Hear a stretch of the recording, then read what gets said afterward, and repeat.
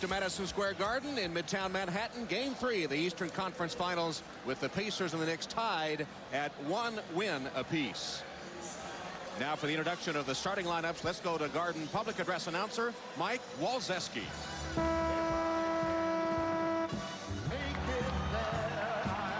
Good evening, everyone, and welcome to Madison Square Garden, the world's most famous arena. Tonight's Eastern Conference Finals game features the Indiana Pacers and your New York Knicks. The head coach of the Pacers, Larry Bird. Now for the Pacers starting lineup. At guard at 6'3" from St. John's, number 13, Mark Jackson. At guard at 6'7" from UCLA, number 31, Reggie Miller. At forward at 6'7" from St. John's, number 17, Chris Mullin. At forward at 6'11" from Clemson, number 32, Dale Davis. And at center at 7'4" from Marist, number 45, Rick Spitz. The head coach for your New York Knicks is Jeff Van Gundy.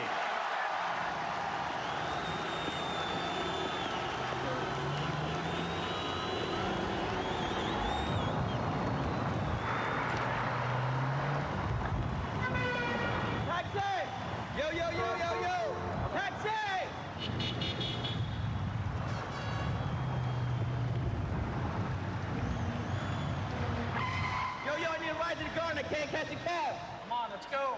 You gotta win. Nick!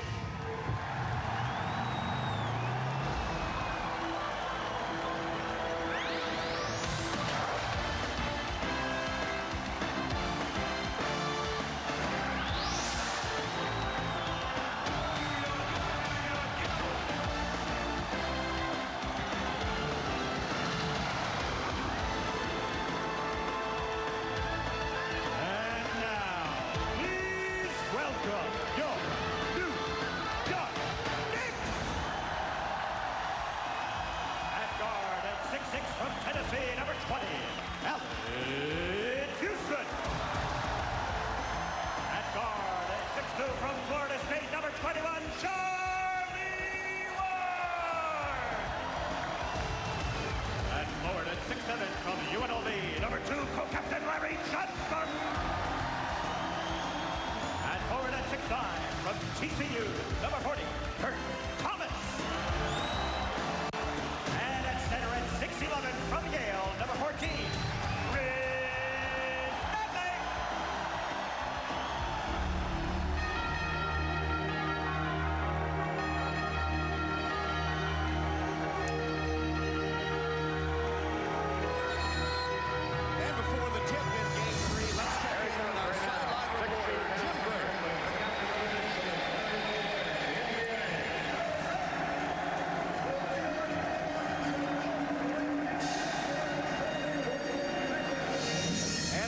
Tip-off in Game 3. Let's check in with Jim Gray. All right, thank you very much, Tom. What they call Madison Square Garden, the world's most famous arena. It's been the host of such numerous greats as Muhammad Ali, Frank Sinatra, Michael Jordan, Wayne Gretzky, amongst many others. But maybe none have had the impact on New York and its fans as has Reggie Miller. In fact, they call Reggie Miller the Knick Killer. Miller has averaged in his 12 playoff games here 26 points per game, and he's won numerous games on final shots and has dominated others. I spoke to Reggie before the game, and he told me that if his team, the Pacers, are to win, he must play much, much better. He has not scored a basket in the past 44 minutes of this series. In fact, Miller says, we are a much, much better road team, and I kind of like it here. Tom? All right, Jim. Bill, did he leave anyone off that list of famous performers here at the Garden? Where was Jerry Garcia, who has sold more tickets in this building than any other rock and roll performer? The tie-dye shirt has been retired at Madison Square Garden. How many Grateful Dead concerts did you attend? Over 600. Not enough, though. Ready to go in game 3. Jess Kersey, Terry Durham, and Steve Javie are the officials. Again, the secret in this series has been tempo. When the New York Knicks have been able to strike and strike quickly, they've been able to control things. When the Indiana Pacers have been able to slow things down, they have had the edge. We'll see what prevails with no Patrick Ewing. A big start critical for Indiana. They're undefeated on the road. They need to come out and dominate early to take this raucous crowd out of it. Chris Mullen is guarding Chris Dudley, so that's a switch defensively that we expected from Indiana. Larry Johnson misses. They'll have the bigger 6'11" Dale Davis guarding LJ, who's been so productive. That's a very solid move, and they try to get Mullen going offensively. But Dale Davis could stand up big and tall over Larry Johnson to negate the huge contribution he's made. Houston misses the shot off the screen. Smits had it knocked away, and New York has it back. Now, both teams are jump shooting basketball teams, and the one that's going to be able to get inside is the one that's going to be the most effective. They come to Larry Johnson against Dale Davis. Smits comes to double. Johnson is fouled. That backup of LJ's has been the Knick style at its worst when he comes in and takes 7 or 8 dribbles trying to get something going for himself. The Knicks are much better when they move that ball around. Larry Bird already concerned about foul trouble to Dale Davis. So you mean if you get fouled on an attempt to score, it's no good? Not if it takes everybody else out of the game. He's got all these guys standing around waiting for the ball. Well, they waited too long because Larry didn't give it up, and now he's put in the 2 free throws up and got them both. So that net 2 points, the result of that possession. Advantage Steve. High post Smits. It's a long game, Tom. Reggie Miller, he's the one they need to get on track.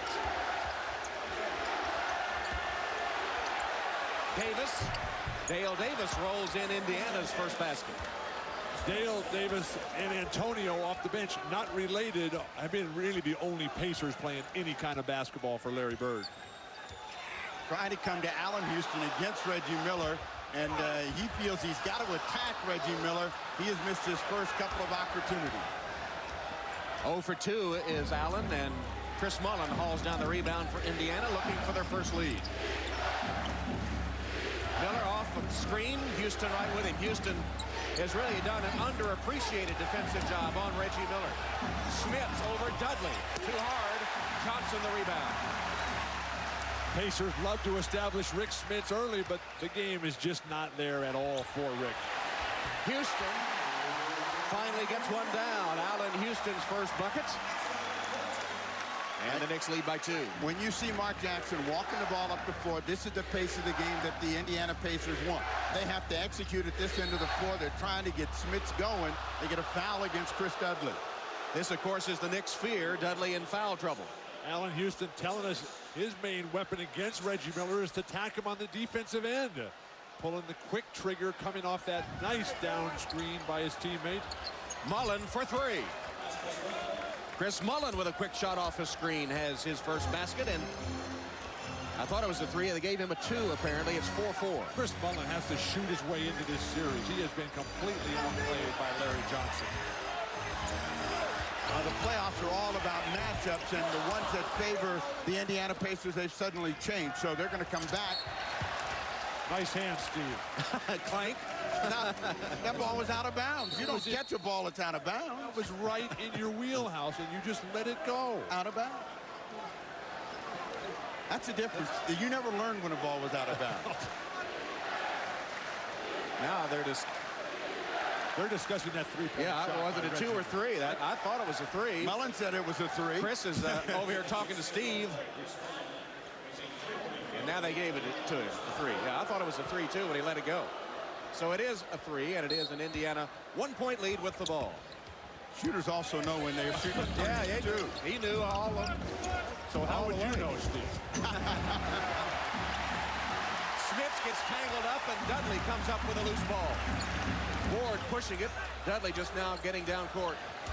Now, this group that the Knicks have out on the floor is not going to get many cheap opportunities. Dudley with a missed jump hook. Charlie Ward with a hand check. And there's been a lot of discussion, of course, about the way the series has been called. Jeff Van Gundy complaining. He said whining now is the way to win in the NBA. He said Indiana did it successfully because in Game 2, the Knicks weren't allowed to stand their ground. And so the officiating has been much discussed the first 2 games. There's no call as Davis was bodied by Dudley. Thomas takes down the rebound. Rick Smith has to finish at least a layup, please. Mullen slaps it away for Indiana. Mullen for 3. Mark Jackson the rebound. Mullen wants it again.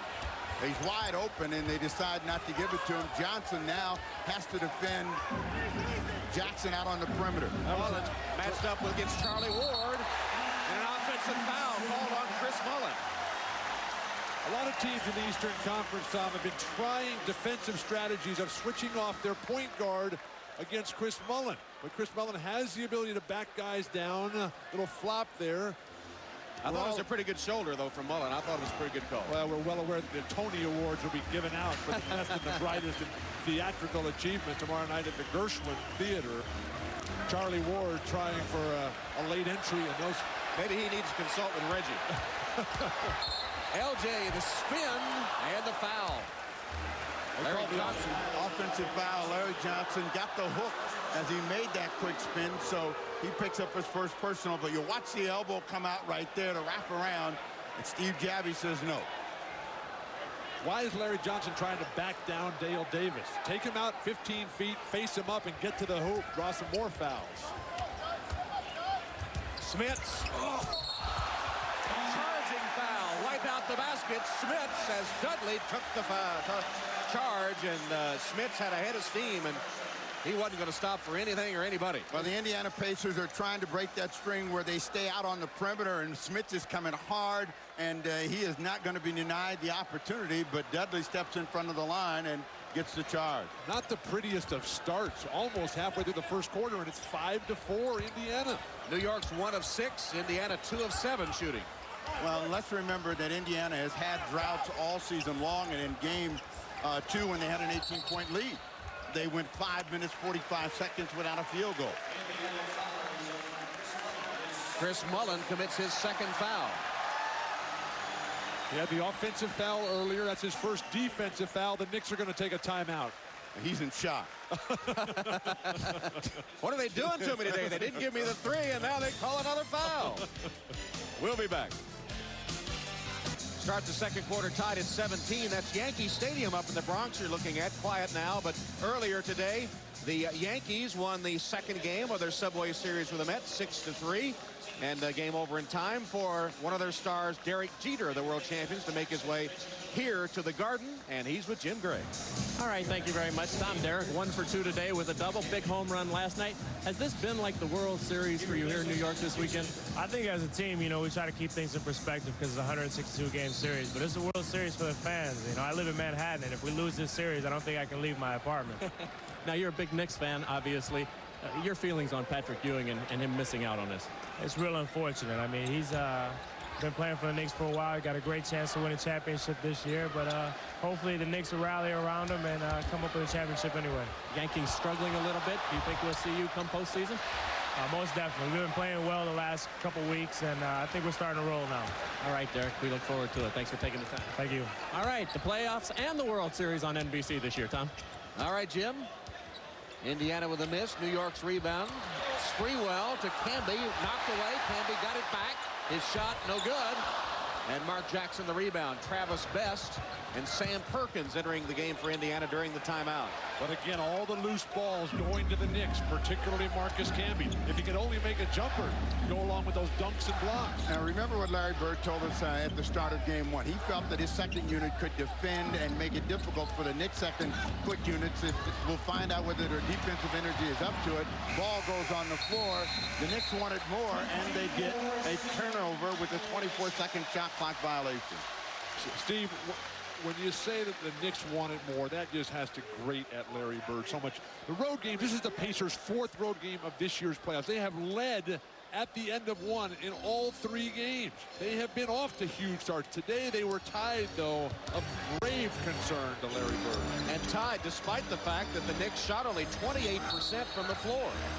But the Knicks got 7 more shot attempts, due in large part to their quickness. They controlled the boards, had fewer turnovers, and LJ was magnificent with 7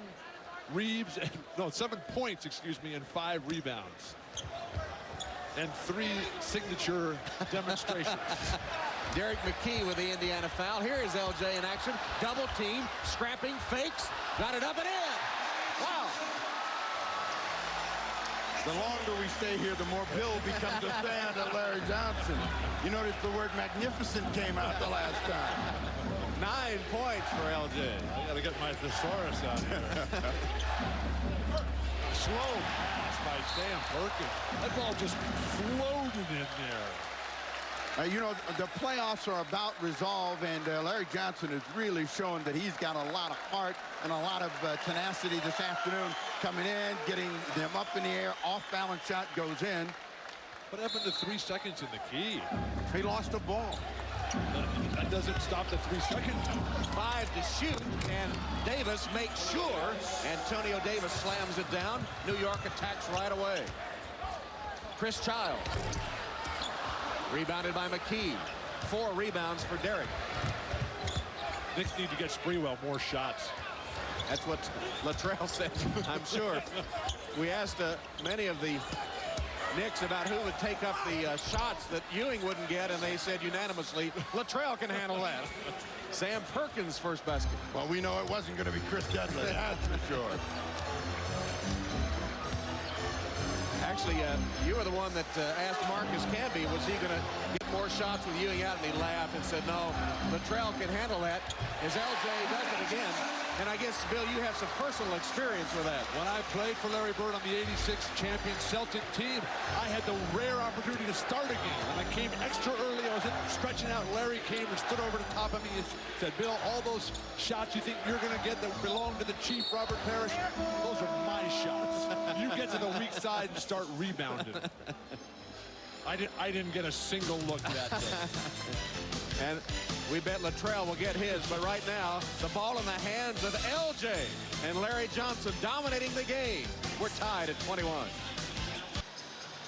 Explosive, creative players off the bench who can turn a game around are so rare in today's NBA. The Knicks have 2 of them, not only Charles Sprewell, but Marcus Camby as well.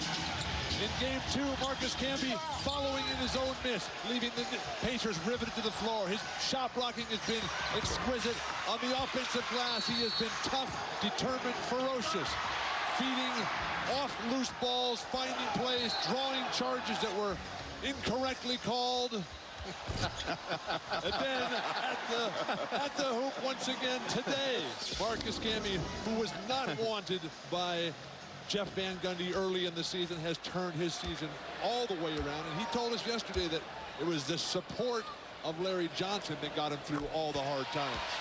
While watching the game, log on to NBA.com for exclusive conference finals coverage, bringing you expert analysis, head-to-head stats, live sortable shot charts, in-game video highlights, and a chance to listen in to the complete post-game press conferences, all at NBA.com. Well, after this series and actually the last part of the season, no more questions about Marcus Camby's toughness and dedication. No question about that. I think that they misread him. You know, he's a certain kind of player, but he's not a physical Charles Oakley type of guy that's going to be knocking people down. He's not a bruiser, but he certainly is a competitor. But to Van Gundy's credit, Camby didn't come in here with a good, solid work ethic. Sprewell misses from outside after Best had made a nice move to lay it in. The Pacers have not yet attempted a free throw. They have 11 field goals and 10 turnovers. I guess Van Gundy was right. Whining does win. I'm going to try it on you a time or two. I thought you were. Larry Johnson picks up the foul there. He does not agree with the call. Rick Smith is going to come in the ball game along with Reggie Miller, and that means Antonio Davis is going down, Derek McKee going down, and Allen Houston is in for Larry Johnson. Steve, have you ever seen a more non-productive period in Derek McKee's career when he was healthy? Well, we don't know if he's healthy. He's playing, but we don't know if he's 100% healthy. And certainly Larry Bird would like to see him give him something. So he's going to have to be more aggressive out there. And that's always been a complaint. You never know when the real Derek McKee is going to show up. Reggie Miller missing the three-pointer right off the bench. Houston had the D on him. And here's Canby from Houston with the slam and one. The Pacer defense absolutely breaking down. The hard pick early on Reggie Miller. That allows Allen Houston to come down the lane. Allen Houston had two guys, one on each side. Kurt Thomas on the left side, but he decides to go to Canby here. Looked off the defense and found Canby. And since Marcus Camby entered the game late in the first quarter, New York has outscored Indiana 16-8. And that has got more substitutions for Larry Bird. Dale Davis and Mark Jackson in. Travis Best and Sam Perkins down. Knicks get it back. Tom, the plus-minus for Marcus Camby, the plus-minus for Latrell Sprewell throughout this series has to be absolutely huge for New York. Is this math that only people math. at UCLA know? It's not about geography, Steve. It's about math. Especially if you had Lake Michigan in Indiana last week. I checked out the map. Lake Michigan does come in contact with the state of Indiana. Smits with a miss. He still can't get it going. Sprewell all the way. Latrell Sprewell catches the Indiana defense napping. Well, that tells you that you can run. Everybody's been saying in this year's defense that you can't do it, but Sprewell just makes up his mind and beats everybody else down the floor. They lead in fast break points 6-0. Foul Sprewell. Sprewell, we talked about that plus-minus. When he's been in the game, the Knicks have gone up 8. When he's been out in the opening moments, they've fallen behind by 1. But the quickness again that we've talked about throughout this series, shocking at the beginning. That's a great finish. You see that defense that Dale Davis was playing? He was waving in air. He knew somebody was coming. He just didn't know where. Here's the post up by Mark Jackson. The double count. Smits is the open man. And Rick Smits finally hits his shot. 1 of 4 to open the game. You know, Smits, his offense really works better for him when he can face the basket, get some confidence, and then go back in the low post. Sprewell. Steve, he told us he can't pivot. That broken toe he has. The quickness again of Marcus Camby. Who else? Marcus Camby. Man, has he been active in this series. He's just throwing his body all over the court.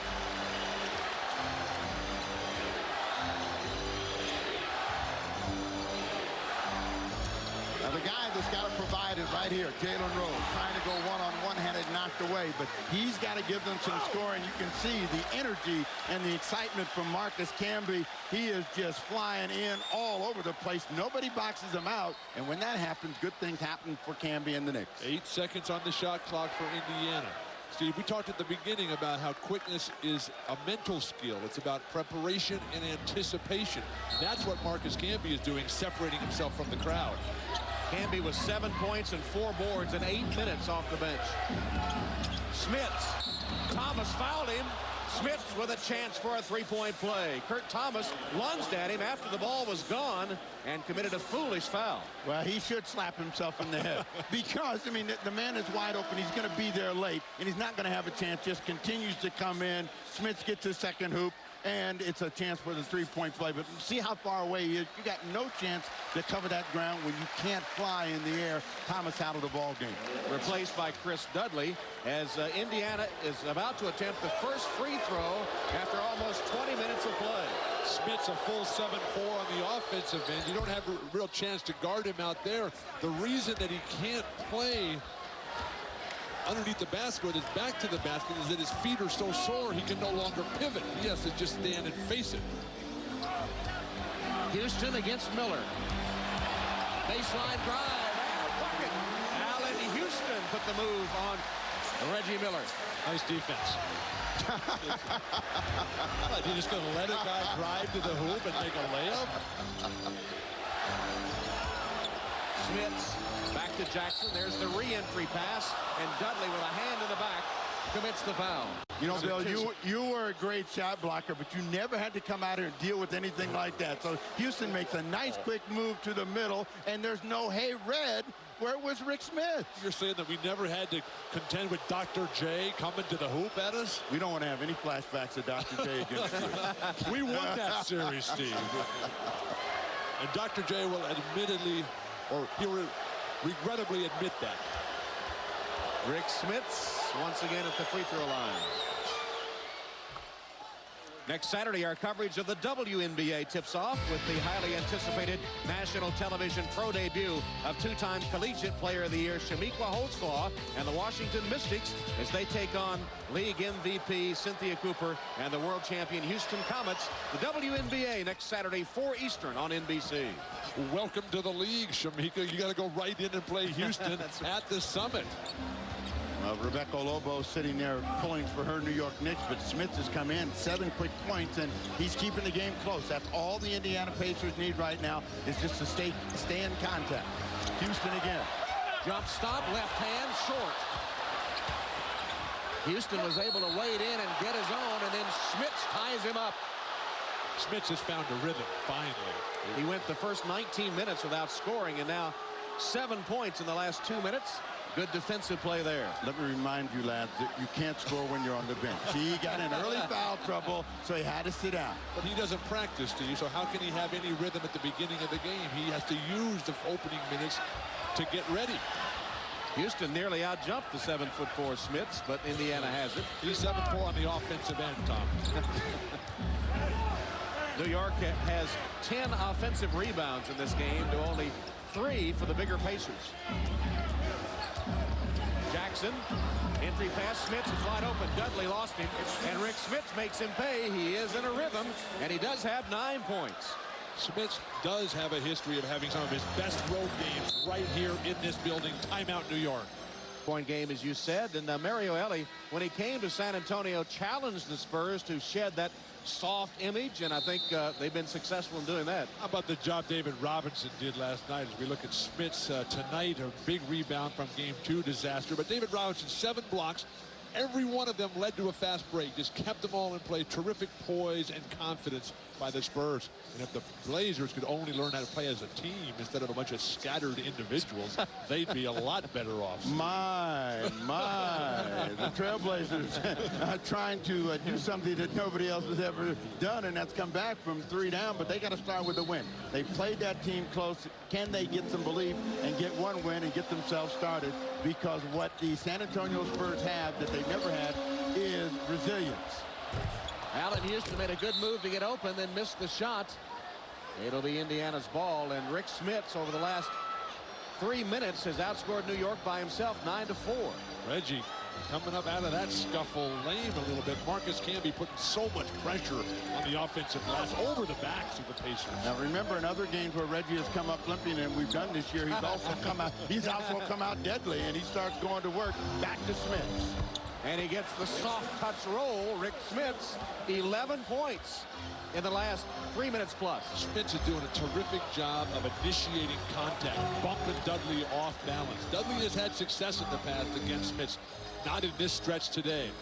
Well, Smits has got the ball game tied up. Sprewell trying to break it. Finally gets a tough hoop over Jalen Rose. Latrell Sprewell knocks it down, 38-36. Inside 2 minutes left in the half. That's been the difference, though. When everything is bogging down for New York, Sprewell can bail him out. Speaking of bailing, the Duncan Dutchman is bailing pretty hard right now. He has 13, a one-man New York wrecking crew at the moment. He might have been at the Belmont because they are riding him pretty hard today. What are you talking about? Back to Sprewell, and they double up on him, but they're trying to get him back on the post. He's got to make a quick move against the clock. 7 on the clock. Sprewell wanted to foul, didn't get the call. There is a loose ball foul on the rebound. One of the concerns for Jeff Van Gundy is foul trouble. 3 now on Chris Dudley. Ewing, of course, out. There's 6 fouls that you can't use. Dudley has to play now, not so much as a fouler, but as a defender. Herb Williams, 41 years old. Look for him to play a big role at some point in the rest of this series. I just think about it. The rest of the Indiana Pacers in the quarter have scored 8 points, and it has been Rick Smits doing all of the business in this 4-10.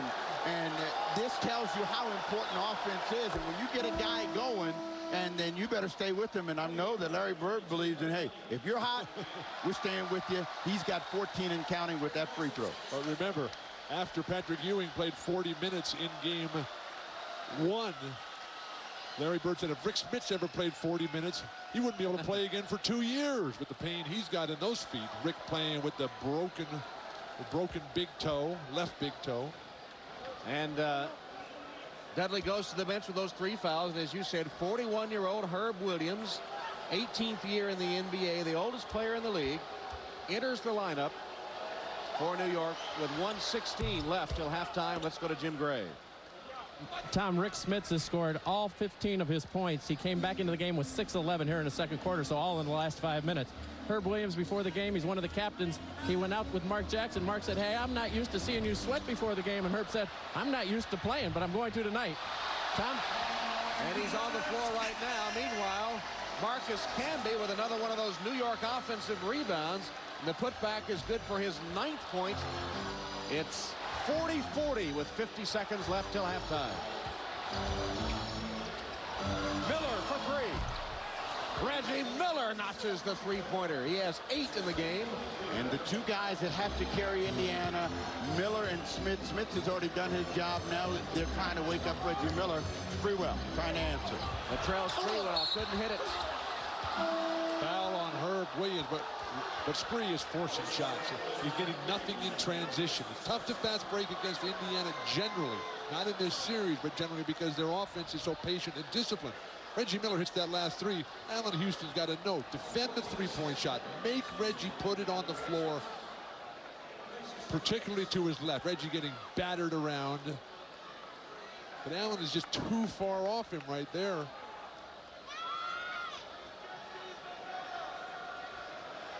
Well, Reggie Miller is the guy that's going to end up at the free throw line. They call a foul. I thought the foul was against Herb Williams. I don't know how Reggie got to the line. It looked like Rick Smith ought to be the guy coming back, but Miller knocks down his first free throw. Foul was on Herb Williams, but in the melee, apparently Reggie Miller was the man fouled and the best in the NBA at the line. Well, Smith is on the bench now. Dale Davis, Sam Perkins, excuse me, back in the ballgame. What about Indiana, the excellent free throw shooting team, best in the league, missing 18 free throws in game 2, and Reggie even missed 3. Well, the shooting percentages in this series have all been in favor of the Knicks, something you rarely associate with New York. Camby with a slam from Childs. It has been a terrific second quarter as Childs gets knocked down by Mark Jackson. No call. If the Pacers are not going to deny penetration to Chris Childs, they're not going to win this series. Final 10 seconds of the first half. Jackson posting up, backing Childs down. Whips it to an open Jalen Rose. Driving, shot good off the glass with 2:10 left. Jalen Rose with the bucket to end the half. Rick Smits off the Indiana bench, blazing hot, 15 points in the last 4 minutes, 55 seconds of the half. Don't be fooled by that New York towel. He's been big for the Indiana Pacers in this first half. Patrick Ewing sees his team go to the locker room, down by 5, 47-42 in game 3. Now stay tuned for the Prudential halftime report coming up after these messages. You're watching the NBA on NBC.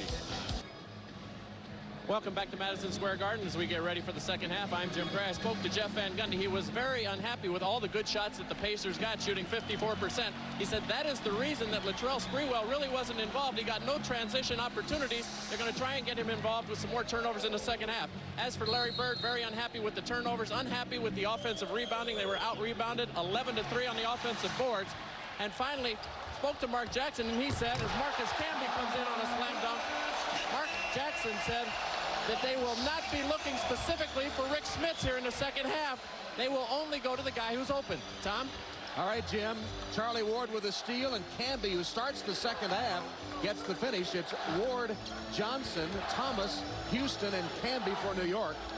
Indiana has its familiar starting quintet in there, and here's Rick Smits. He got another one. He's still on fire. 17 for Rick Smits in the last 5 minutes. If they don't come back to Rick Smits, something's really wrong over on that Pacer bench. Is Mark Jackson thinking we're crazy? The hottest hand out on the floor belongs to Rick Smits. They changed the plan. Marcus Camby. Camby up and under. 4 points to start the third quarter. Indiana has Jackson, Smits, Dale Davis, Chris Mullen, and Reggie Miller. Tom, Marcus Camby's got 15 points in 14 minutes. Charlie Ward should have given it up. They had a 3-on-2. It'll be Indiana's ball. The problem was that Larry Johnson was out in front of the ball. When there's a 2-on-1, which is created by the defense of Larry Johnson, then Larry gets out in front of the ball, and there's no angle for Charlie Ward to pass that ball. What about Camby, the trailer there? Yeah, I'll drop it behind your back, sure, but these quarterbacks, they don't know that. Thinking back to that pass at the end of game 2, only a quarterback could have made that one. It was brilliant. That was a great pass. But these quarterbacks, they can't see behind them like basketball players can. Jackson backing Ward down. Ward trying to stay in front of him. Jackson's little jump hook right under the rim. Couldn't hit it. Got his own rebound, and then Ward swiped it.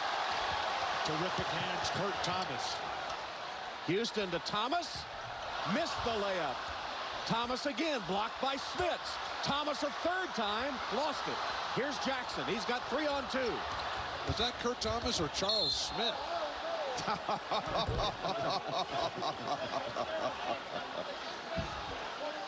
Who could forget the Charles Smith self-check that kept the Knicks from beating the Chicago Bulls?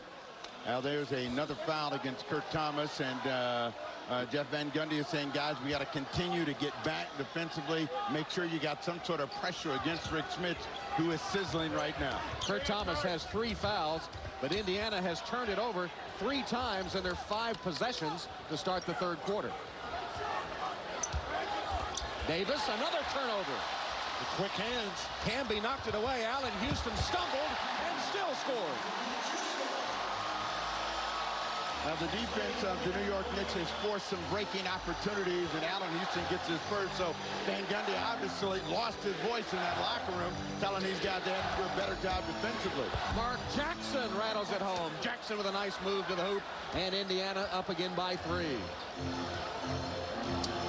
There doesn't seem to be a game plan defensively for either squad as to how they're going to handle the pick and rolls. Now here's the play. Marcus Camby against Chris Mullen, and he can get a shot anytime he wants. He actually get a lot closer than that. He scored one earlier just by breaking down and making a quick move and got within 2 feet. Camby getting the second half start in place of Chris Dudley. Got the shot, but couldn't hit it. And here's Mark Jackson, 2 in a row for Jackson. He's taken Charlie Ward right to the rim. And a 20-second timeout by the Knicks. Van Gundy is just incredibly irate with Charlie Ward as to how he's defending that pick and roll. Well, they're turning him into the middle, but watch where Kurt Thomas is. He just watches him come into the lane, and then's going to try to make a play right at the rim. It's too late. He needs to be up and making Mark Jackson turn the other way. Once you let a player get that deep, bad things happen, and Jackson has scored back-to-back hoops. Remember, we talked about that game 2 pass from the former Heisman winner, Charlie Ward. New York trailed by 2. 2 seconds left, no timeouts. Ward looked like the quarterback again as he connected to Patrick Ewing, who got off the jump shot but couldn't hit it. And the Pacers held on for that 2-point win to even the series. Always tough when that last one doesn't go down, as Reggie Miller so aptly reminded Patrick Ewing in the post-game press conference of game 2 in a very poignant moment. That was nice. Charlie Ward looking inside. It's one of those UCLA moves. Well, that's because UCLA usually wins. Now they have Larry Johnson trying to get him started, but he's holding the ball. 8 on the shot clock. Shot was there the whole time. He finally took it and buried it. 13 for LJ. New York back within 3. Miller threw it too high, but a push. Terrific call. The ball was thrown up in the air for Dale Davis on the right side screen and roll. the hold in the low back kept him from elevating. Kurt Thomas goes out of the game with 4 fouls, replaced by Chris Dudley. Let's go to Jim Gray. Spoke to Reggie Miller, Tom, at halftime. He did get a Charlie horse on his left thigh. Limping a little bit, says it should not affect his play. Tom? All right, Jim, here's Rick Smits. Steps. Smits travels, collides with Charlie Ward and knocks him 5 feet. Threw the ball at him and got the tee. But if you see Steve Gavi out on the floor, as you see a disgusted Larry Bird, you know there's one thing that will happen in any situation like this. Ward is going to go down. Now watch Rick Smits look and then flip the ball in his direction, and Gavi just takes it out, gives him a tee. That was a bad call on the traveling violation. That was excellent, if not perfect, footwork by Rick Smits. Then he should have thrown the ball at the referee and not at Charlie. That's not a good idea. I see. 5 turnovers in the quarter for Indiana. There's the call, and there's the toss of the ball that got him the tee. Remember the Tony Awards tomorrow night at the Gershwin Theater. They're going to get a foul right here at this end for the New York Knicks. I think it's going to be against Dale Davis on the push against Larry Johnson. Second foul on Dale. Larry Bird is a man of few words, but of many expressions, and you can see Dale Davis just crashing into the screen of Allen Houston. And he shakes his head in disgust. Houston Got the shot, couldn't hit it. Dudley out-muscles Smits for the rebound. And, you know, we've talked about Sprewell and Houston, but both of them are getting shots. They're just not making them. Camby. Nice move. Marcus Camby. Jump stop. Right to the hoop with a jump hook. 17 for Marcus. Second player chosen in the draft by Isaiah Thomas. Isaiah knew something for a while there that nobody else seemed to know. He's hit 8 of 10 as Allen Houston collides with Reggie Miller. And Houston will be assessed his first foul. When Marcus Camby develops this into a consistent shot instead of just the luck of the bounce, then he can become an unbelievable player in this league. The crowd chanting Reggie sucks, and that usually wakes him up. I mean, you got bodies colliding all over the place. Larry Johnson and the Knicks fans are not going to be happy with this call. Smits finally missed a shot, but LJ with his third foul. And you'll see this ball go up, and you know something about goaltending. Let's see. Is Chris Dudley in the net? Yes, he's in the net. Inconsequential. Nothing but net for Camby. Nothing but net for Reggie Miller. Miller knocks down his 12th point of the game, and the Pacers lead by 2. What were they chanting about Reggie's team? I missed that. Reggie sucks. They should leave that guy alone. They don't know well enough by now that that's the kind of talk that gets him fired up. Oh, here comes the lick. LJ licked his fingers first. Dale Davis is in trouble. Hand check foul on Davis. When you go to the lick, it's all over.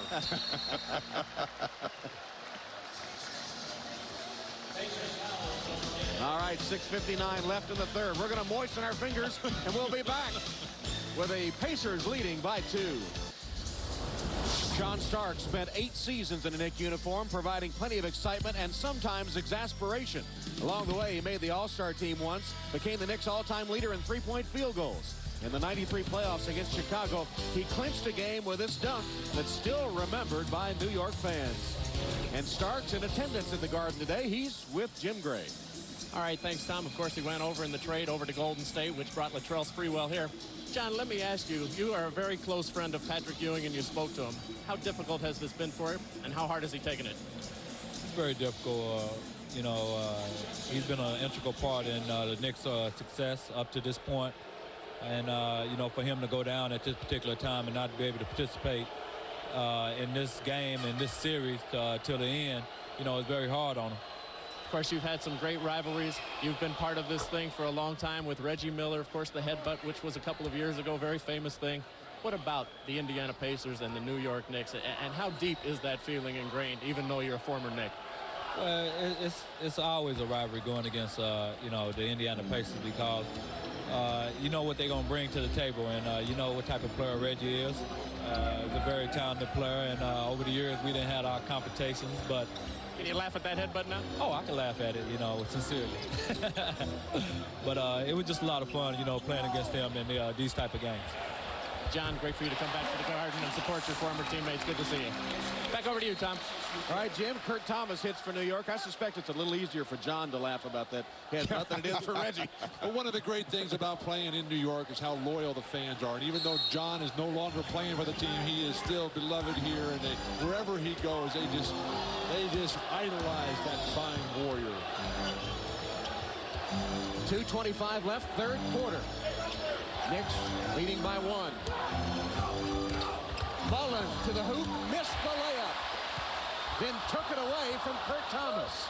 Step back and shoot a 3 here. If the layups aren't going, the 3 has to be there. I love your logic. McKee had a mismatch with Childs and was fouled by Chris. When was the last time you had to step back and shoot a 3? Well, I tried to make my layups first of all, so I would never have to resort to that dynamic three-point shot that I possessed. Mullen out of the ball game. Jalen Rose comes in. McKee going to the free throw line. They had a good mismatch, went right to it. Childs picked up the personal. Derek McKee, who missed 37 games with right knee soreness, tendonitis.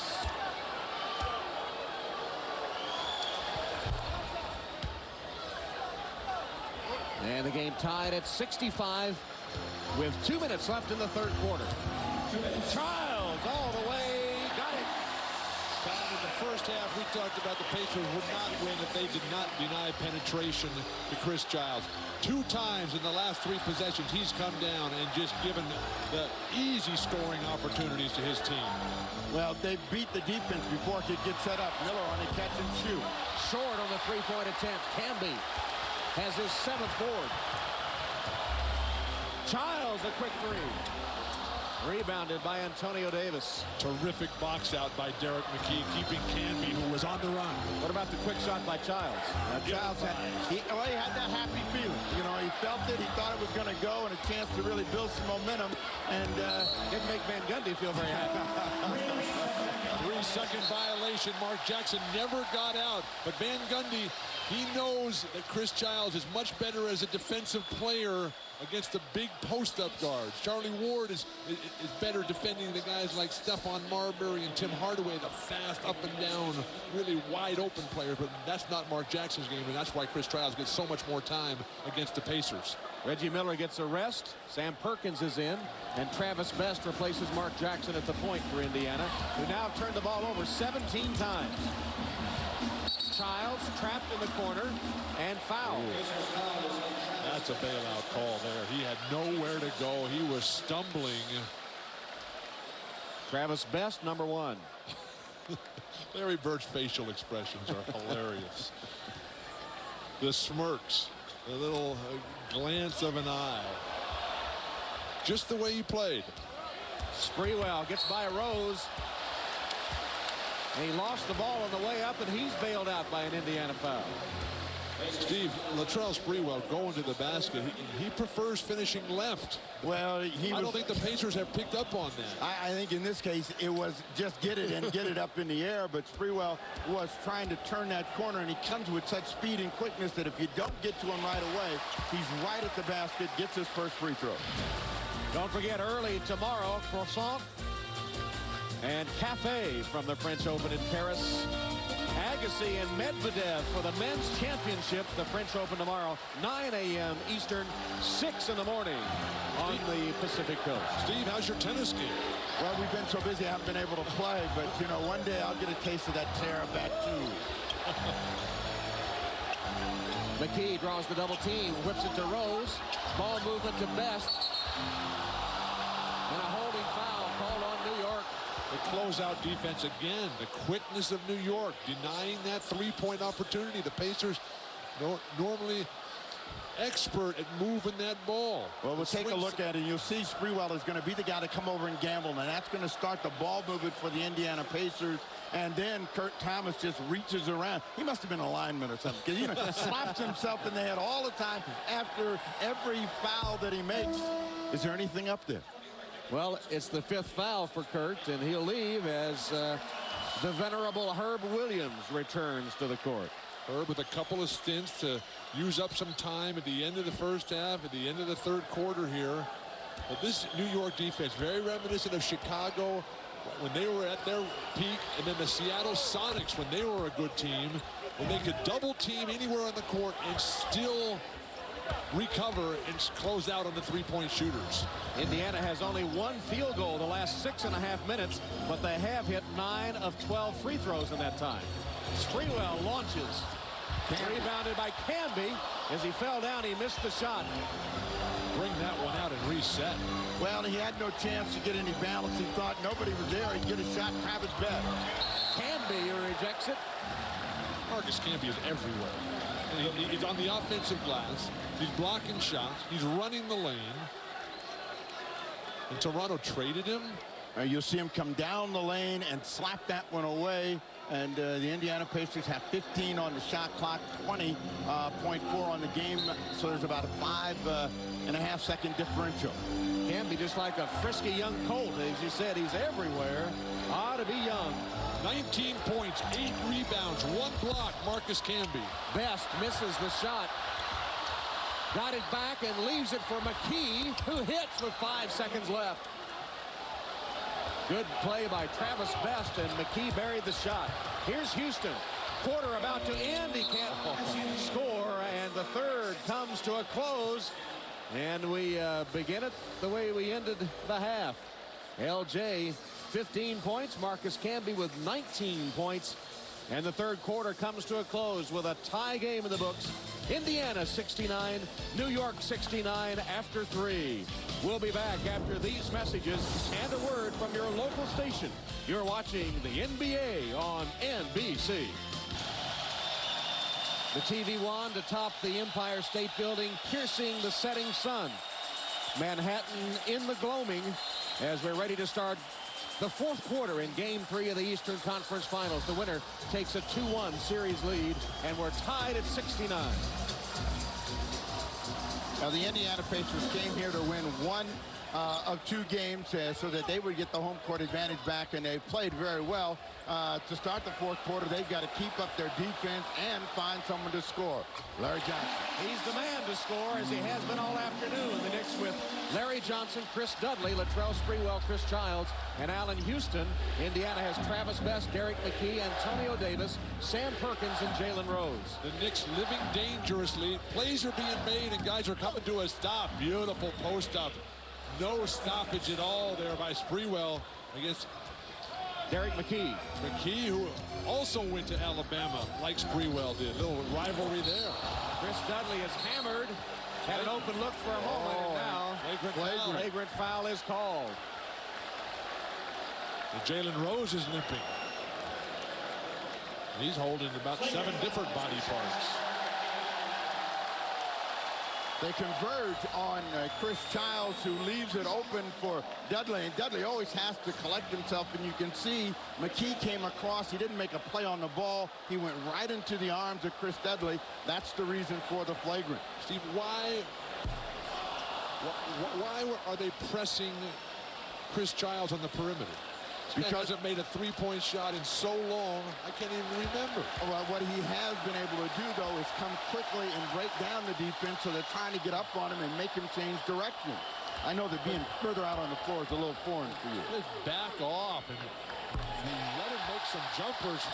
Dudley and Larry Bird shows what he thinks about Chris Dudley making a free throw. As you probably know, Dudley is a career, 46% free throw shooter. That good, huh? And 44% here in the series. He's the worst in NBA history. Larry Johnson gets around Perkins, who pushes him, and Sam Perkins picks up the foul. Well, Perkins did a good thing. He came over to stop the initial penetration, and Larry Johnson always likes that herky-jerky spin back. He came right back at him. Perkins never got set and got the foul with the hand check.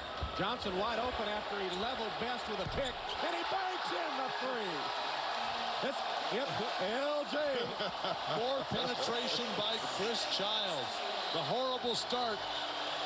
Larry Johnson, perfect. since opening the game ice cold. Including 2 threes, both of them very improbable. Best wide open for 3. He answers the LJ 3. Travis Best. Travis Best is normally an outstanding defensive player. He's got to just make it up in his mind that the only thing that I'm going to allow Chris Giles to do is stand in the perimeter and shoot jumpers. Enough of this penetration. But they're coming back across the middle and nailing him with the Larry Johnson screen. And when he gets screened, that's when Giles is able to turn the corner. This time he keeps him in front. Sprewell with 8 on the clock. Gave it up to Houston for 3. The rim's out, rebounded by Best. Indiana looks to reclaim the lead. But Chris Giles is not Tiny Archibald. He's not Manny Wilkins, guys who you could never stop from coming down the lane. Partially blocked by Sprewell, but Indiana gets it back. 8 on the clock. McKee. Pretty turnaround. Derek McKee, 7 points off the Indiana bench. McKee averaging only 4 in the playoffs. Casper, the friendly ghost, has shown up and starting to make his presence felt. He's gotten a couple of big hoops against the clock, and Van Gundy is not happy. Empire State Building at Madison Square Garden. Game 3 of the Eastern Conference Finals. Close throughout. Larry Johnson has hit 7 baskets in a row after only 1 of his first 5. Marcus Camby very active for the Knicks today. Latrell Sprewell has gotten a couple of fast break baskets, playing without, of course, Patrick Ewing. Reggie Miller, 12 points, but only 2 so far in the second half. Rick Smits in the first half scored 15 points in 5 minutes to keep Indiana in striking distance. And now 9:23 left in the fourth quarter, and Indiana leads New York 76-75. Full 24 seconds on the shot clock. 2 key contributors for New York, Chris Childs and Marcus Camby. Childs, 23 minutes, 4 points, 8 assists without a turnover. Trying to get Sprewell down in the low post against Jalen Rose. This has been tough for him the entire evening. Misses that opportunity. They're going to get Dudley on the offensive foul. Team over the back. 5 fouls on Chris Dudley. Thomas already playing with 5. Larry Johnson. Well, if you're Larry Bird, this is the bad trade-off. You can see the ball comes over the top, and because Dudley has the arms in the shoulders of Sam Perkins and pushes off, easy call to make. When you come into that play, Steve, you have to use your hip to seal him off right there and wait for the ball to bounce out and then go after it. Dudley unhappy as he sits with 5 fouls, replaced by Marcus Camby. And then Travis Best. When are you going to open up a big man school for all his subtlety? No, Pete Newell, he has that all under control, Steve. Rose whips it to McKee. Went to the left hand and laid it through. McKee with an unexpected offensive burst here in the second half, and 9 points in the game.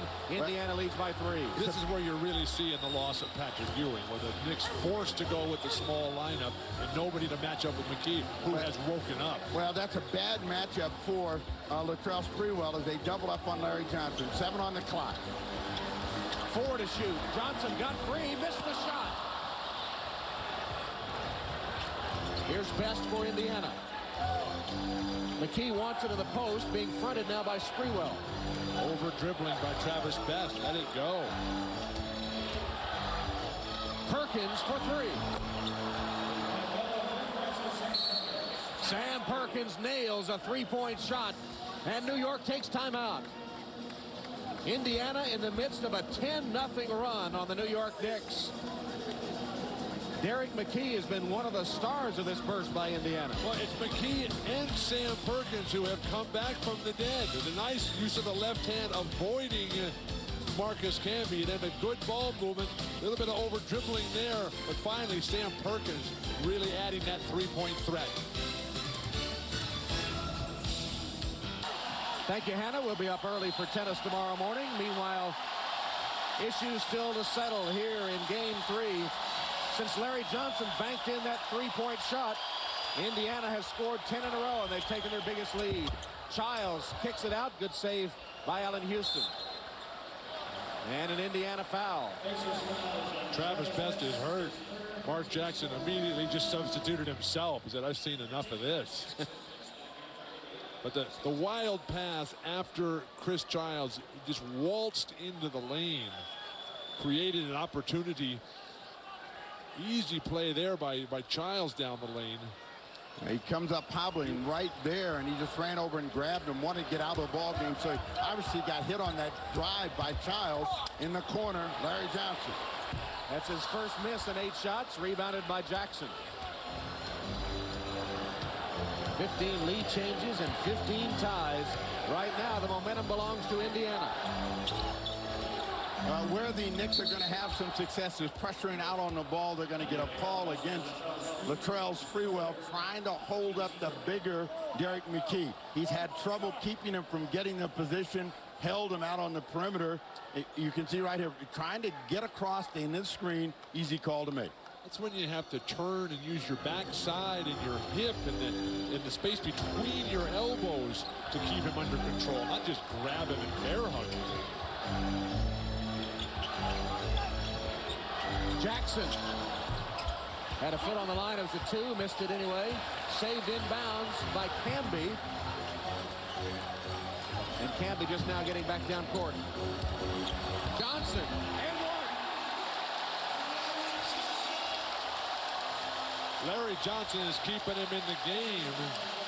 But unless Latrell Sprewell comes alive, the Knicks are going to have a lot of trouble here finishing off and maintaining the home court advantage. And what they've done when they've been able to get control of the ball game is strike quickly. When they've had to set up as Reggie Miller comes back in the ball game, it has been very difficult for them to get scoring. Jalen Rhodes has had a tough afternoon. He's going to take a seat. Tough afternoon, Steve. He's had a tough series. He started the playoffs very hot. Career highs in the early rounds. Since then, it's been a steady decline over the last 5 games. Larry Bird unhappy with Jalen's inability to move the ball around. Johnson missed the free throw, but he scored 7 of New York's 8 points in the quarter and has matched his career playoff high of 22 that he set in Game 2. Derek McKee, fall away, won't go. There's the quickness for the Knicks again, all the loose balls. I don't know, Antonio Davis did a good job of diving in there. That ball just happened to pop up to Larry Johnson. Now they're trying to post Sprewell against Mark Jackson driving. Sprewell backs off, misses badly. Antonio Davis the rebound. Sprewell has not had a good shooting day. Only 4 of 16 for Latrell Sprewell. Miller. Antonio Davis is fouled by Camby. Let's go to Jim Gray. Well, Tom, Travis Best is done for the day. He pulled his groin. He will not return, according to David Craig, the trainer. They will evaluate him day to day. Tom? That's a big loss right there. Well, a big, devastating injury. Remember, it was last year when these two teams played when Derek McKee tore that thigh muscle, resulted in surgery required after the season. Derek McKee was a virtual non-factor in this year's regular season. And after the 3rd round of the U.S. Women's Open Golf Tournament, Julie Inkster holds a 4-stroke lead on the field. Tune in tomorrow at 3 Eastern for the conclusion of the U.S. Women's Open here on NBC. Davis sinks the 2 free throws, and Rick Smits has returned, replacing Sam Perkins.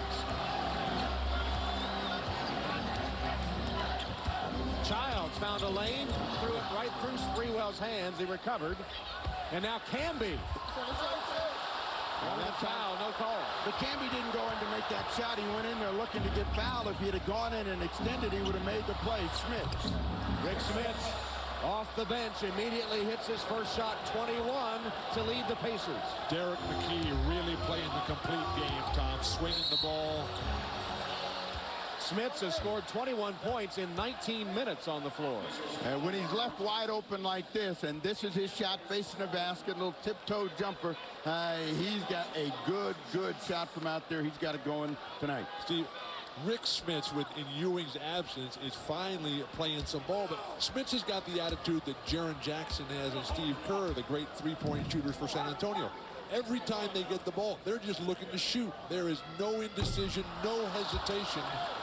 And it's paid off today as Smits has finally found his rhythm. Well, without having to defend Patrick Ewing, Smits, who fouled out of the first 2, has picked up only 3 in 19 minutes. Well, the Knicks are down 6. They need to make every free throw count. Childs very upset about missing the first. Will try to get a second. but it's been a quiet quarter. But they've had these kinds of quarters in a lane violation.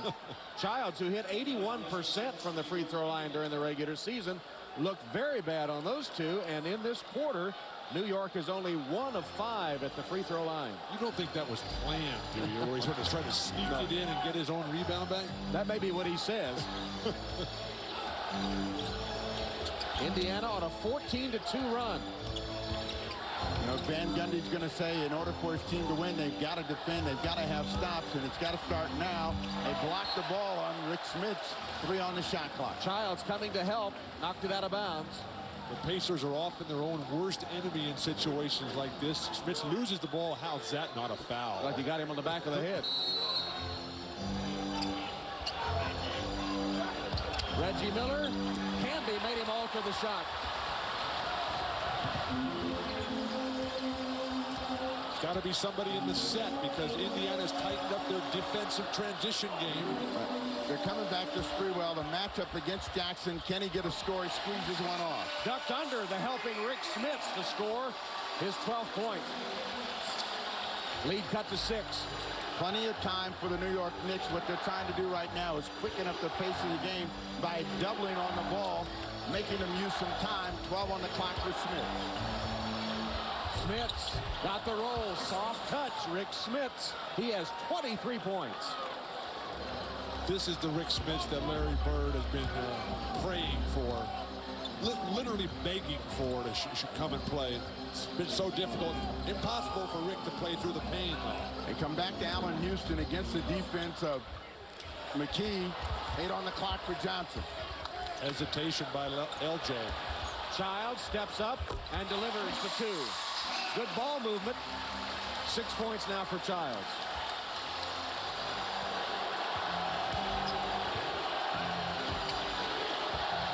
Jackson in some trouble, got rid of it to Smits and takes it back. Childs all over it. Somebody's got to come and help Mark here. Don't stand and wait. McKee nearly lost it. 3 to shoot. 1 to shoot. McKee got it away. Couldn't hit. Rebounded by Larry Johnson. Childs calling for it. Has it. Sprewell again here. Not Sprewell against McKee. And when they get him in a mismatch and they're trying to screen and get Jackson to switch, it works. Childs goes on his own. Missed it. Canby blasted through Smits to commit the loose ball foul. 4 on Canby. And walk into the other end of the floor. That means Rick Smits is going to be the guy to shoot the free throws with 3:21 to go. Van Gundy not panicking yet, but certainly concerned with his offensive possessions. He's only gotten 11 points so far, 12 points in the quarter. Look what Smits has done tonight compared to the first 2 games of the series, and he's 7 for 7 at the free throw line. He fouled out of those first 2 games, and without Ewing, there's no opportunities for the Knicks to draw fouls with Smits. Tonight on NBC, after the NBA playoffs, stick around for the world's most amazing videos, followed by Profiler. That's World's Most Amazing Videos and Profiler tonight, following the NBA on NBC. If you move the ball and move it away from Smits, he'll come to somebody coming down the lane. The Knicks have not done enough of that. They have a couple of plays where Marcus Camby is off the ball. He does a great job of bringing it to the rim. That's how they can get the foul trouble against Rick Smits. Smits has scored the Pacers' last 6 points in a minute. Scored 15 straight in 5 minutes in the second quarter. Van Gundy telling us before the game about Smits. He says the best defense against Rick Smits is for him to get in foul trouble, but no opportunity for that. Somebody should drive the ball right at Rick, try to get him out of the game with fouls. Childs for 3. Big bucket. Knicks needed that one in the worst way, and it makes it a 5-point game, just over 3 minutes left.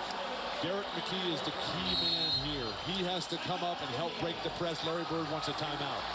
Indiana takes time. The clock shows 3 minutes and 2 seconds. And the Pacers are leading the Knicks in game 3, 89-84. The NBA on NBC. Smits has been big today. Remember how poorly this ball game started off for both teams offensively, and then Rick Smits got in foul trouble and got back into the ball game and found an offensive rhythm. And it's come on most of the shots when he's looking at the hoop. When he's been able to turn and get a look at the hoop, he has been deadly, and that has been the difference on the scoreboard. Rick Smits. Steve, I'm going to go to the library and start doing some research on psychological inconsistencies of some of these performers. Rick Smits, just an absolute non-factor coming into today, has been the best player in the game. Jackson blocked by Canby. Childs with the outlet to Sprewell. Canby wants the lob. Instead, it's Allen Houston. And now they'll set it up on the half court. The Pacers defense have denied Houston and Sprewell, both of them shooting about 33% on the afternoon. Another steal by Indiana. He lost his balance on the way in as Jackson's coming back looking for a quick strike. Pacers, after committing 17 turnovers the first 3 quarters, taking care of the ball in this quarter. Marcus Canby again.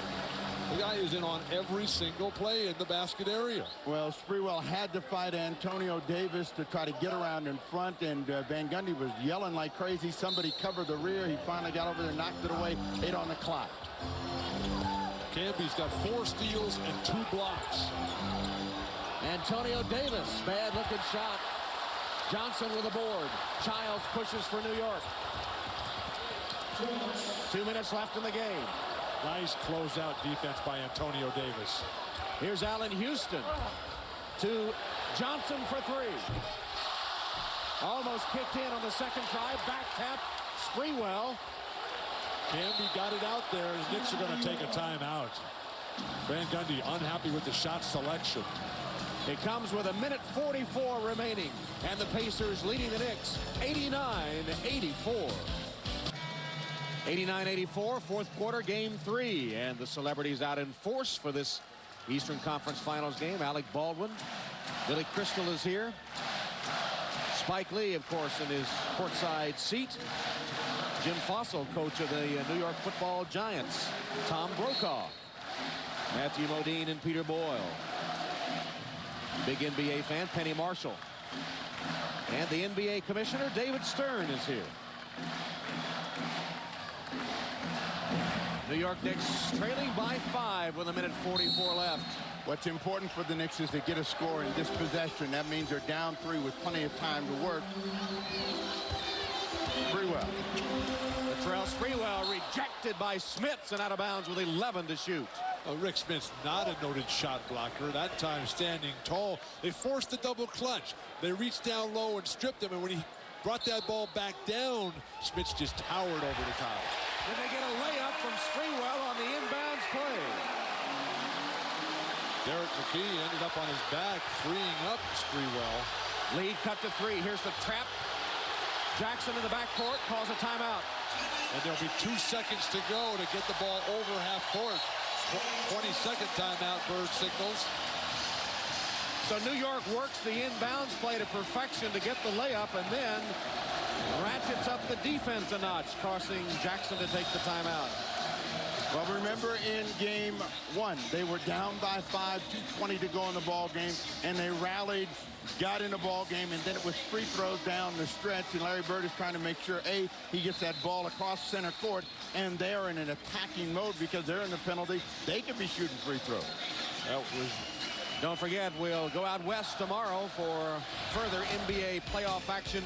Starts with NBA Showtime, 6 o'clock Eastern here on NBC. And then the Spurs look for the sweep of the Trailblazers. NBA Showtime and Game 4 in the West starting at 6 Eastern tomorrow here on NBC. And now Indiana takes a full timeout. Larry Bird trying to make sure here in the final 1:24. Back after these messages from your local station, the NBA on NBC. Welcome back to Madison Square Garden. I'm Jim Gray. 89-86, the Pacers lead. They have the ball. They will advance it to half court. Larry Bird in that timeout told his team, hey guys, if you're trapped, call timeout. We have 2 of them left. I want no turnovers. Get a good shot. If you make it or you miss it, hustle back on defense. No easy transition points. Tom? All right, Jim. Indiana did advance the ball. That's what they can do after calling the full timeout. They could not have with the 20.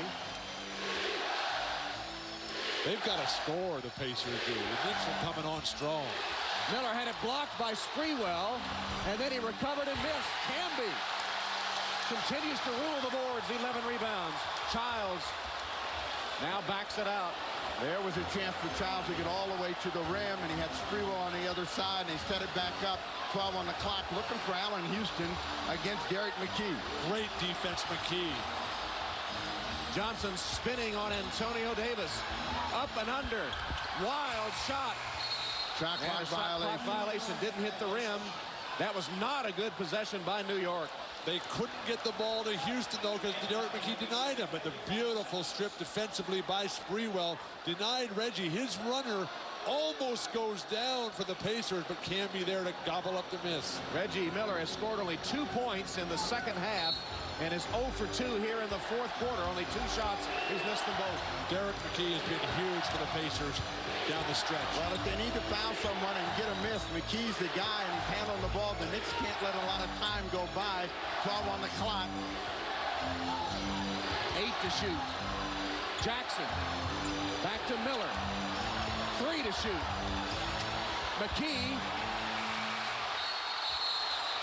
And New York, as Houston recovers, takes a timeout. Pacers first turnover in the fourth quarter, and New York has it down 3 with 20 seconds left. Nobody wanted to take the shot for Indiana. Jackson backed it right out, swung the ball around to Reggie. He couldn't turn the corner to get down the lane, and then Derek McKee passed up a look. Turnover. Knicks still alive.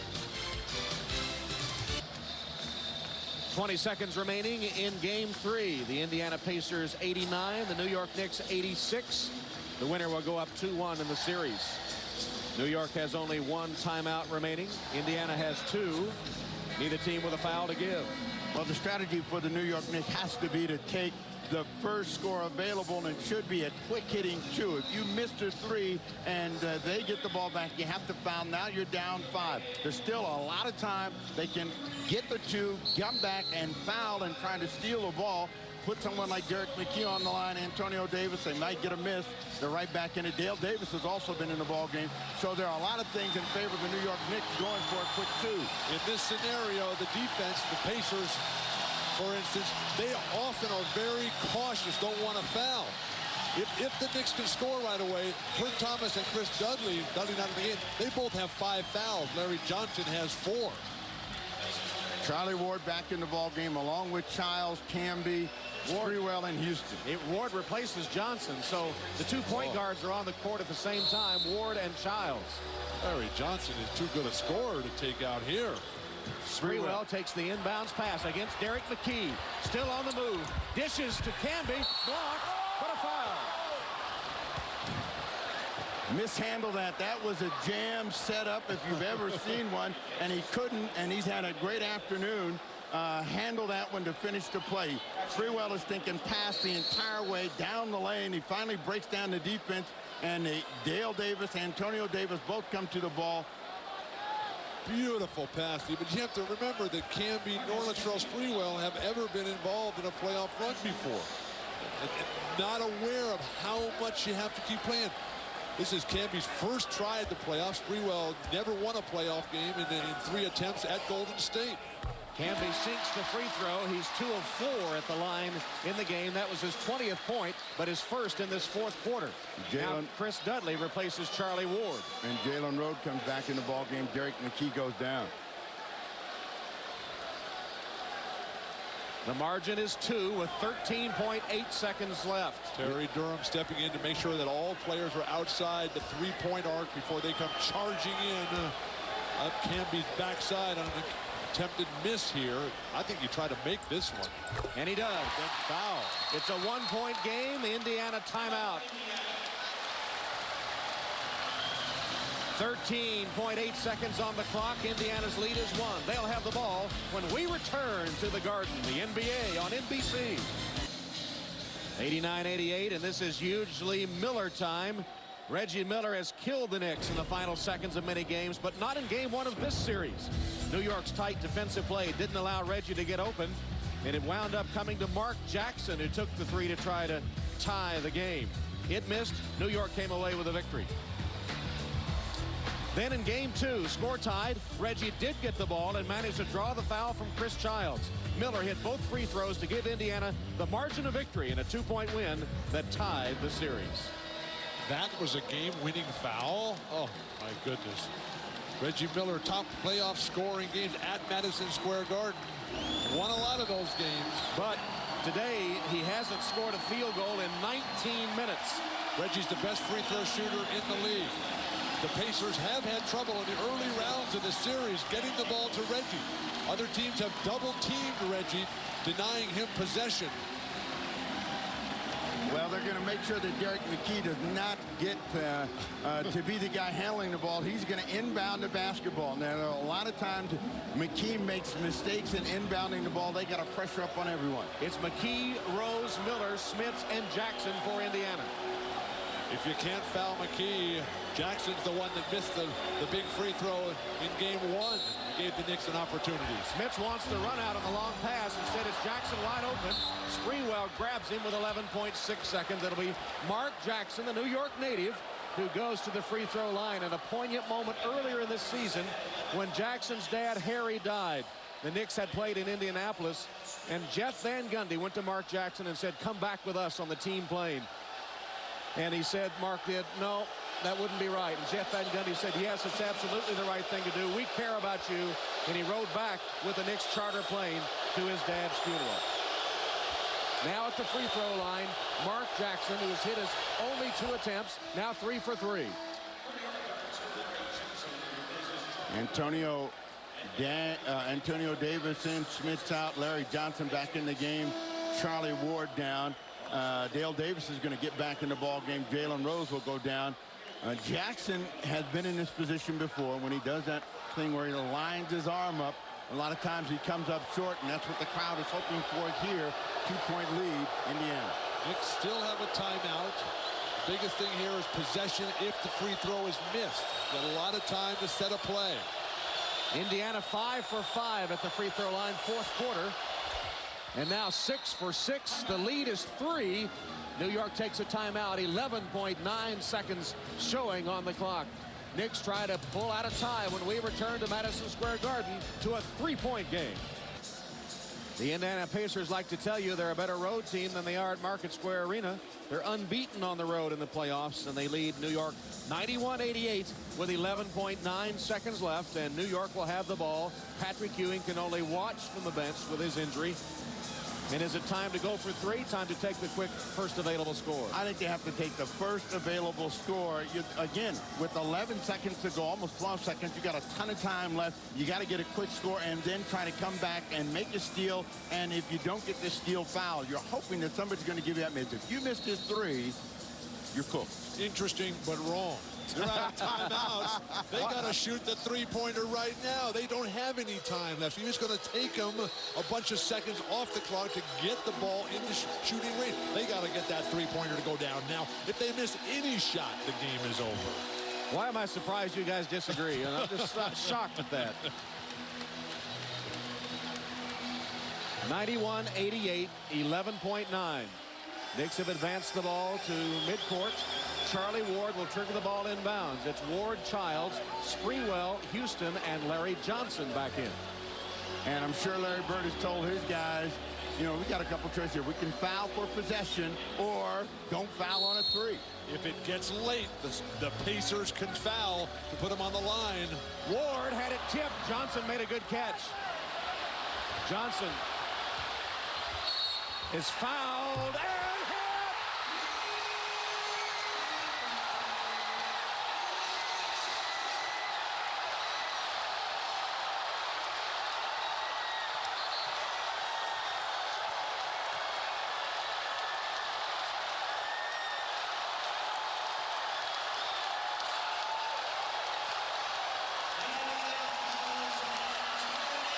Larry Johnson has hit his career quota of wild shots today. But now he's got to make one, and when they rushed him, he said, leave me alone. I got to make a free throw here. The game is a long way from being over. Got it. New York by 1. Timeout, Indiana. 3 incredible three-point shots by Larry Johnson in this game. The worst possible scenario for Larry Bird and the Indiana Pacers, who has lost in this building. Bird has too many times on long three-point shots at the end of the game. Larry Johnson, the pump fake. Phantom foul called there.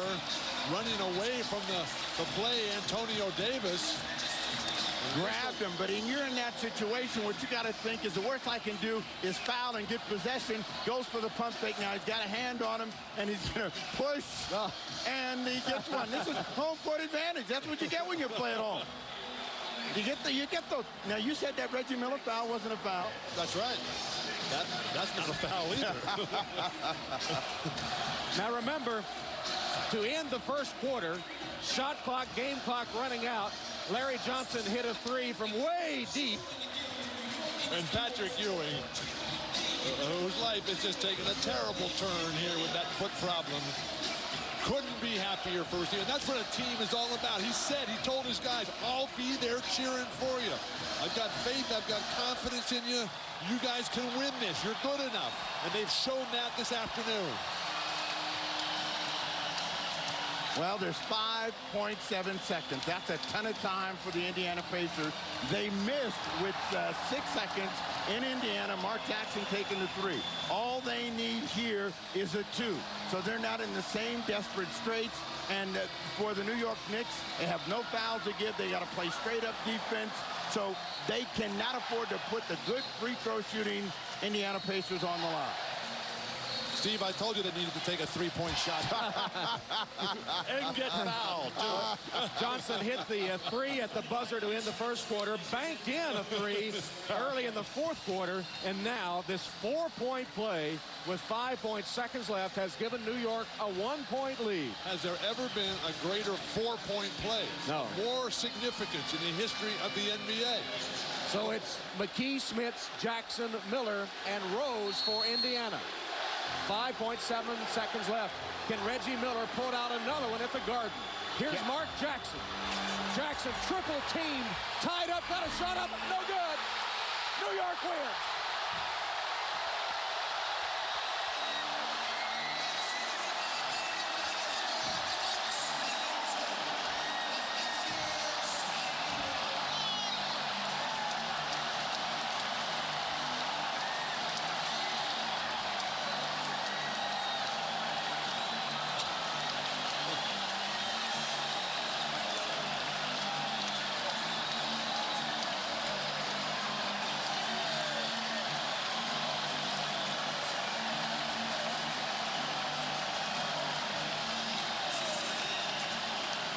Well, Indiana never really got a good look at it. Mark Jackson was immediately surrounded by white shirts. 3 of them eventually converged on him, almost tied him up. He got a wild shot up just at the horn. Charlie Ward rebounds, and New York has the most improbable victory in Game 3. 2 game-winning opportunities for Indiana, and Reggie Miller does not touch the ball either time. That's not the way it's supposed to be for Indiana. Miller with 12 points, only 2 in the second half. And Larry Johnson with an amazing shot, and he is with Jim Gray. All right, thank you very much, Tom. Larry, tell us about that 4-point play. And was that what was called in the huddle? No, it was not. First of all, I'd like to say all praise is due to Allah. It was not called in the huddle. It was supposed to be a drive by Allen, but he couldn't get it. So once I got it, I just tried to square up, and I got a good look at it, and I shot it, and it went in. Allahu Akbar. That was a prayer. Were you surprised you were fouled? Yes, I was. You're down 3. There shouldn't have been no foul. But like I said, all praise is due to Allah for that shot. We're watching it right now. You hit 3 very unlikely three-pointers today. You made 8 shots in a row. What goes through one when one finds the zone like that? It seemed like everything you threw up went in. You know what? I wouldn't even call it a zone. I was trying to stay focused. You know, a lot of guys got to step up since Patrick is out. And that's, you know, that was my main focus, trying to step up since Patrick is out. What did Patrick say to you? He gave you a big hug.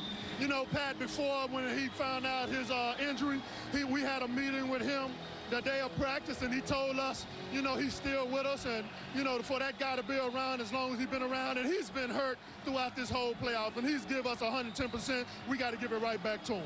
Were you guys teetering your confidence coming into this game without Patrick?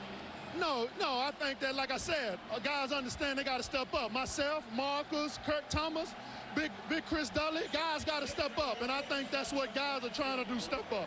Larry, congratulations. There's never been a bigger four-point play. Thank you very much. Allahu Akbar. All right, back over to you, Tom. Thank you, Jim Gray. There have been some classic moments between the Knicks and the Pacers here in Madison Square Garden. Reggie Miller's heroics with 8 points in 16 seconds come immediately to mind. But never a wilder finish than tonight. The four-point play by Larry Johnson gives New York a victory and a 2-1 lead in the series. The final 92-91.